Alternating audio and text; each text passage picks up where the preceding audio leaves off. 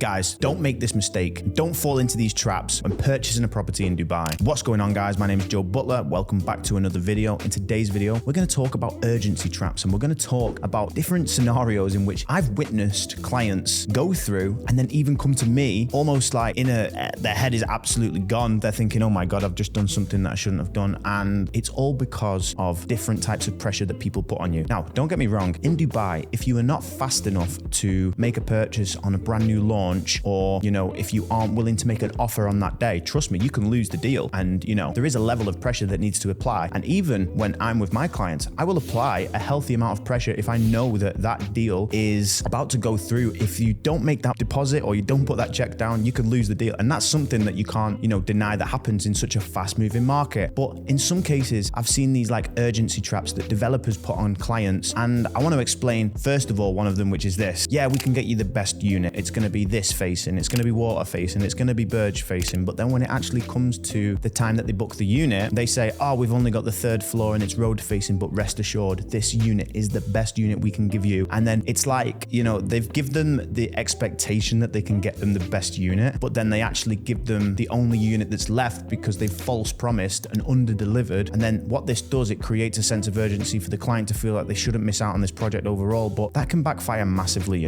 because, in these unique projects, it's really important. And I say this in every video, you need to get the best in every single building. If you're going to purchase a property, you need to get the best out of it. And, sometimes you might not be lucky enough to get a full sea facing unit or something, but maybe you can get partial sea view or something along those lines, or a beautiful skyline view. But then if you're only getting offered like the first floor and it's looking on the road and there's no view and there's a construction site opposite, what's going to happen? You're going to end up, regretting that later on, because if you're trying to flip it or resell it at the same time everybody else is, and some guy's got a 25th floor view looking over the city and a beautiful skyline, and you're facing a construction site, then you're not going to be able to sell your unit. And I see people make this little, they create this urgency. And it's like I say, a healthy amount of pressure is good because, like I said, it's, important that you get in early enough to get the best stuff. But if you're getting put into a pressured zone where you're actually going to be buying something for a lot of money that's not worth buying, then you can really, really feel the effects of it afterwards. And another point that I want to touch on is not falling for the 3D glorified in-image rendered pictures that seem so amazing. Now, don't get me wrong, I'd say most projects actually end up turning out like they do on the 3D pictures, and that's great. And I'm not saying that they are necessarily the bad thing, but I've seen people come to me and say, Joe, I've been offered this for $1 million, a 3-bedroom duplex, and it's absolutely incredible. And I'm like, okay, for $1 million, where the hell is that? And I'm like, I want to know about it because I might buy it. Is it in a good area? And then I look at the location on the map and it's in the middle of absolutely nowhere. And then what does that result in? Again,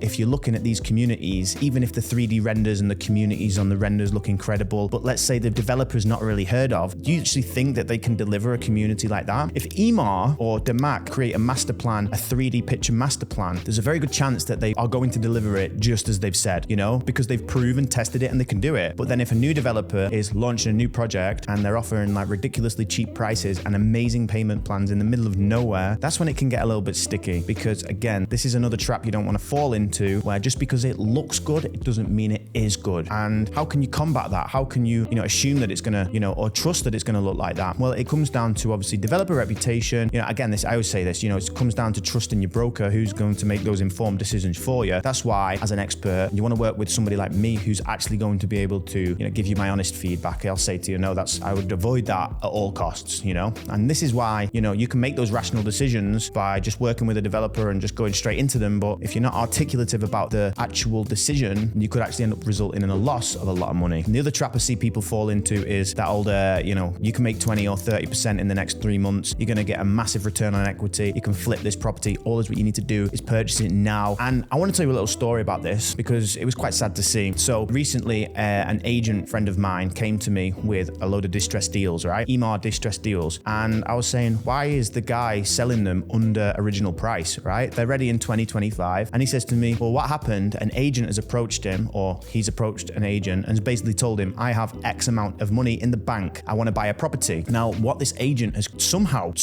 convinced him to do, rather than just buying one property within his affordability range, he's convinced him to make 3 different deposits on 3 different properties, so that by the time the next payments are due and he can resell them technically at say 30 or 40%, by that time they would have appreciated, they're going to make him money, but the property's not ready until 2026. So, if the property's not ready until 2026, we're in 2023. Is it really realistic that in 6 months months he's going to be able to resell all of them and make a profit? Absolutely not. There are so many launches coming up. That's like so unrealistic. They weren't like incredibly amazing buildings. They were just general, like, I don't know, Dubai, some small 1-bedrooms in Dubai Hills or something, you know? And if people have got the choice to buy from the developer rather than pay this guy a premium. Anyway, what this resulted in was him actually having to sell under original price because he can't keep up with the payment plans. And the developer or the agent who actually sold him the properties put him in the trap of, you know, basically overpromising that he's going to be able to resell them for him. He disappeared, but he got his commission off 3 units, and this guy's left to pay 3 payment plans. So the poor guy has now got to sell them under original price, meaning that he's actually going into negative equity. So again, like, you know, there are simple traps that you can't fall into, and I'll stress the urgency. Work with somebody that you can trust and you won't have this problem. So to conclude, guys, as I say to you, investing in Dubai should be fun. It should be exhilarating. It should be, you know, something that you can look forward to in the future, but you can fall into traps and end up getting things that, you know, were not as good as promised. And I think it's so important to actually, you know, understand that. And this is why I kind of put this video out here today. It was more just, you know, just be aware of these things, because I appreciate some of you guys might already have a broker that you're talking to, and I can't, you know, defy the fact that, you know, you're not just going to come to me if you've already been talking to somebody, and I respect that wish, but, you know, just look out for these traps before you actually purchase a property, because you don't want to be false promised, because I don't want you to lose money. You don't want to lose money, because it's going to leave a bad reputation on Dubai's market. So guys, I hope this video has raised some awareness for you guys, and I'll see you in the next video. And as always, if you want to book in a 30-minute call, all that you got to do is follow the link below and join my exclusive WhatsApp group for property updates.